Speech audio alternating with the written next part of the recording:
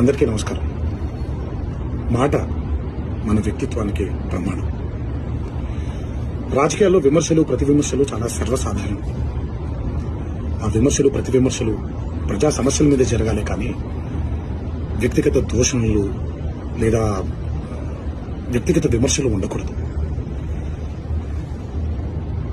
నిన్న అసెంబ్లీలో జరిగినటువంటి ఒక సంఘటన నా మనసును కలిచివేసింది.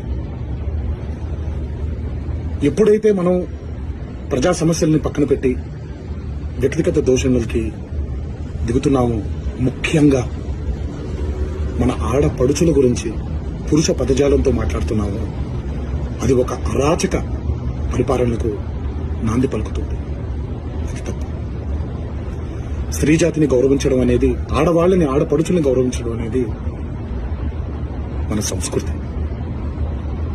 మన నవనాడుల్లో, మన జవజీవాల్లో, మన రక్తంలో ఇమిడిపోయినటువంటి ఒక సాంప్రదాయం. మన సాంప్రదాయాల్ని రాబోయే తరానికి జాగ్రత్తగా భద్రంగా అప్పచెప్పాలి, కానీ మన సంస్కృతిని కలిచివేసి కాల్చేసి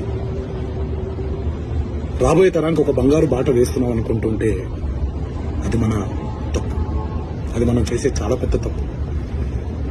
ఈ మాటలు నేను ఇలాంటి ఒక వ్యక్తిగత దోషణకి గురైనటువంటి ఒక కుటుంబానికి చెందిన సభ్యుడిగా మాట్లాడట్లేదు.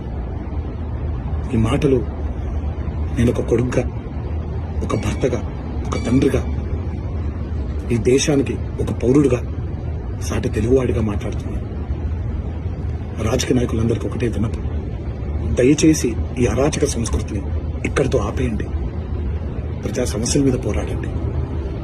రాబోయే తరానికి బంగారు బాట వేసేలాగా మన నడవడిక ఉండేలాగా జాగ్రత్త పడండి.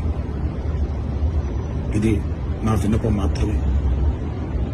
ఇది ఇక్కడితో ఆగిపోతుందని మనసారా కోరుకుంటూ సెలవు తీసుకుంటున్నాను.